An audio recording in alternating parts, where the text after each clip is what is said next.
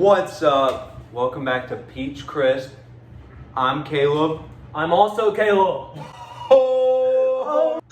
Let's go. All right, today we're going to be talking about Millionaire Detective. Balance Unlimited. Bro. Unlimited. Oh my goodness, it was wild. Crazy journey. So, yeah. Oh, it's the Millionaire Detective. Balance Unlimited. It's the Millionaire Detective! That changes everything. Yeah, let's hop into it. Let's hop right into it. We're going to start off with the I'll put the score thing right here as always. Starting out with the plot. The plot. We're going to give it a score out of 25. The plot. Okay. Would you like to start or would you like me to start? I'll start. Okay. So, it was only 11 episodes, Mm-hmm. which was nice because that meant that me, you, and Colton could binge it. If only Colton was here with us. Shout out Colton. Shout out to Colton. If only he was here to binge it with us, or if only he was here to film. We all got to binge it together. So it was pretty fast. It only took 2 little binge sessions to watch the whole thing. But the plot, I think the first 4 episodes were pointless. Yes. Nothing Very important much so. happens. Like, they're only there to tell you who the Millionaire Detective is, who is like so cool because he has unlimited You money. really don't even know who he is. Yeah, you don't learn anything about him you until just the plot know he's starts. this super rich guy who's, for whatever reason, decides he wants to work for the Yeah. bottom tier of the police. Yeah, you don't really get much about him, but like, it's just to introduce the characters, and you don't learn anything about the characters. But so the first 4 episodes, like, they weren't bad, but they weren't good. They were boring, had nothing going for them. But then episode 5, super confusing, so weird. I don't get it. But like after episode 5, that's when the plot starts. After that episode, it gets better. The plot, I mean, it's nothing crazy. It's like good, but nothing more entertaining or any cooler than most of the stuff I've seen. And like, you haven't watched any anime besides Violet Evergarden, which you haven't finished, and if you count The Legend of Korra and Avatar, so like, Which I do. You know, this is like a first for you, kind of. Like, this is the first like super real anime, and this is nowhere near the craziest stuff I've seen. So maybe I'm a little bit, you know, I know what's going on and all that, What's but your score? whatever. I didn't want to talk about any more. I'm sorry, Caleb. I heard you. I apologize. I thought it was good once the plot started, but the plot wasn't like so insane that it made up for the 4 super boring episodes, so I gave it a 14 out of 25. I thought the plot after the first 4 episodes were bad. Like, I was like, and the rating was like, what, a 4.8, 4.7 out of 5 on Crunchyroll? It's a 4.7, but Crunchyroll's rating system is a bit skewed. Okay. Most of the shows are like only the people that like the show rate it. Like, I've only seen a couple shows below a 4.0. Well, that makes sense then. But, It's also a small show. yeah. After the first 4 episodes, I was like, this is what people of the anime world consider a 4.7 out of 5, and there might be some problems. But I'm a guy who loves, like, organized crime stuff. You like organizing crime? No, I don't like organizing crime. It's just, in terms of movies and TV shows, I think organized crime is cool in stories and stuff. I do too. And I found this to be pretty cool after the fact, you know. I thought the very twist ending, of all the people I thought would have been behind it, I would have never thought. That one felt like without spoiling it, that one felt like a joke almost. It really like, you did. see that in like American cartoons, like, oh, it was the blank all along. Like, it felt like a joke. No, I literally said it out loud. Watch it be the blank, and it literally And it was literally the was. blank, and I was like, "Holy crap! I called it." Not the blank. But yeah, No. I gave it an 18 out of 25 because after the first 4 episodes, I really liked the plot. Fair and the enough. story, So Okay, fair. Well, up next is characters. What do you have to say about the characters, my good friend? I'm gonna be honest. I like the characters, the main characters. That being said, there was really three main characters, and it was Kato, Kanbei, and Kanbei's girlfriend slash what? I don't remember. Wife. Yeah.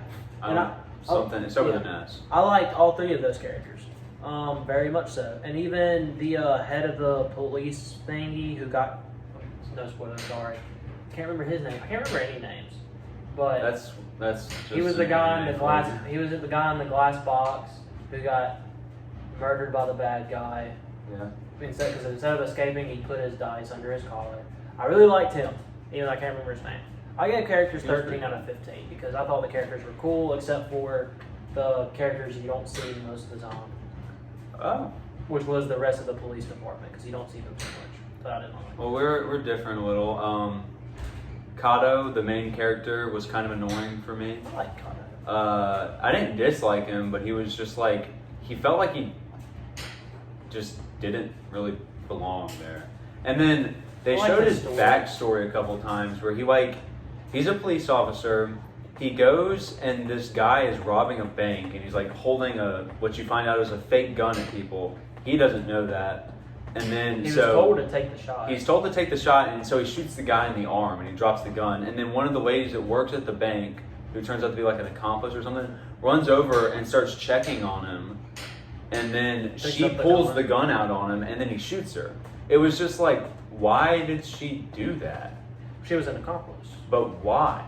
We don't know why. I get that she was an accomplice, but it still doesn't make any sense to me that she would like, oh my gosh, my accomplice got shot in the arm. The only thing I can do is run up, reveal myself as the bad guy, and act like I'm going to shoot the cop. Like, what a surprise that she got shot. Either way. And now he's scared of using guns. And I thought his story was cool. It was cool, but I thought by the end of the show, it was way too much of a plot contrivance that Kato was too afraid to shoot the gun. Because, like, he had so many opportunities to shoot the main villain. Mm-hmm. Or not the main, like, the main villain's, like, side villain or whatever. Sure. Like, he had so many chances to shoot him, and because he was scared of using the gun to hurt somebody, he was just like, oh, no, I can't do it. No. It was like, this show could have been over 5 episodes ago.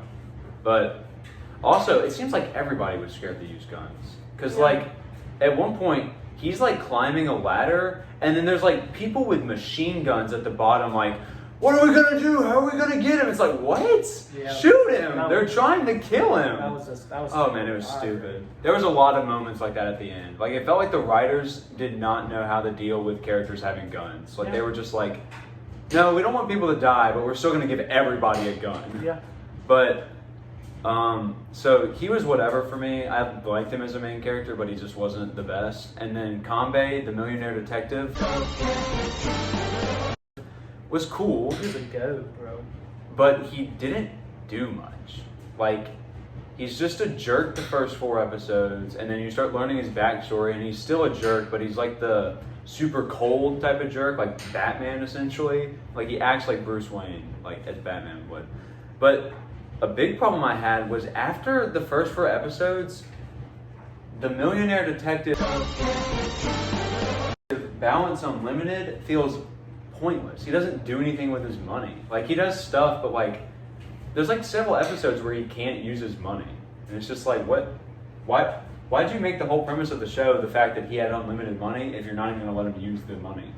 But he was a super cool character nonetheless. I like him. And then all the other characters were just whatever for me. I thought most of the police force was cool, but a little annoying. And then the one dude that like kept making fun of the main character was so obnoxiously annoying. I don't know his name, but he was just like, I don't get why he hated the main character so much. It didn't make any sense to me because they don't really explain it.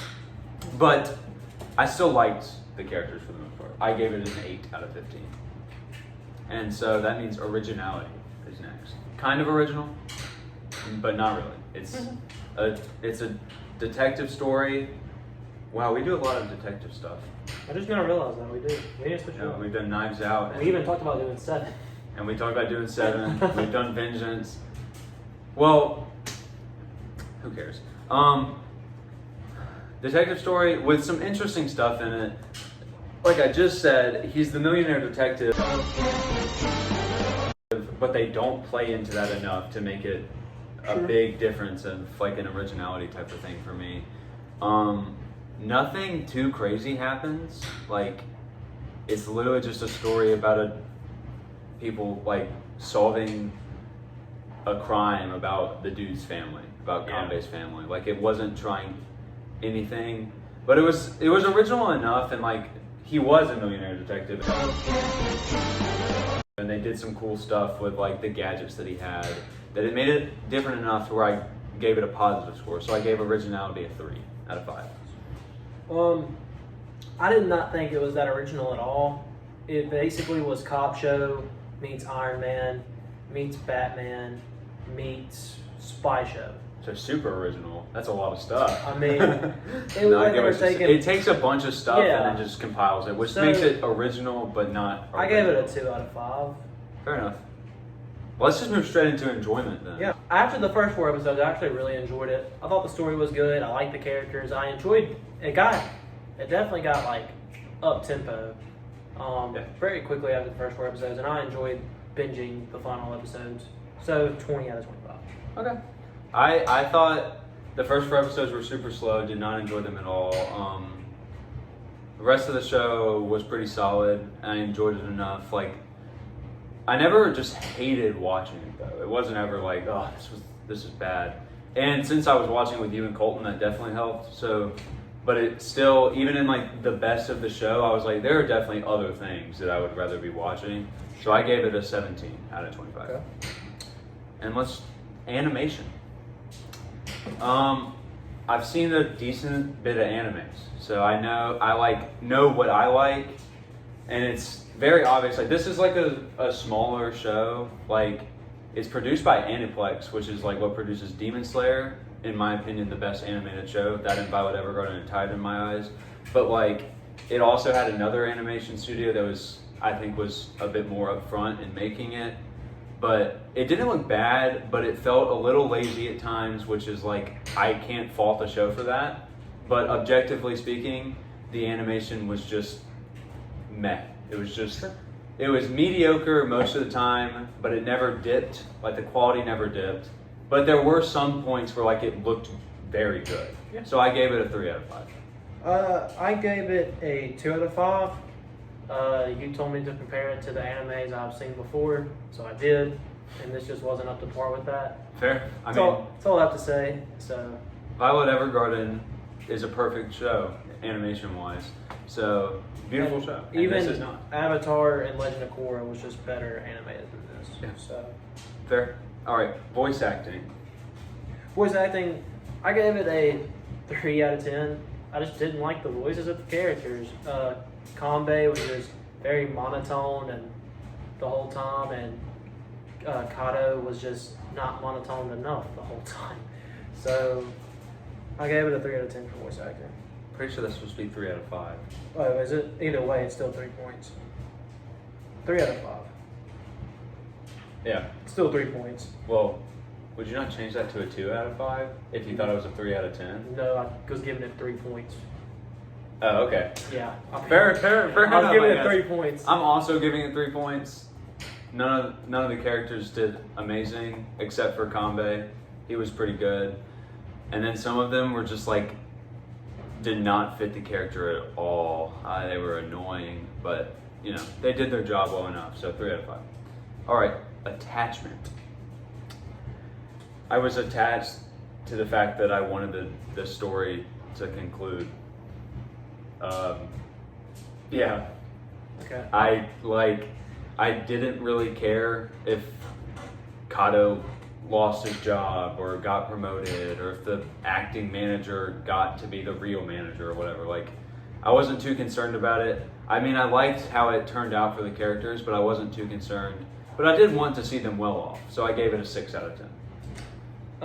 I guess I just don't get as attached as you do, because you always beat me on attachment by a pretty large sum.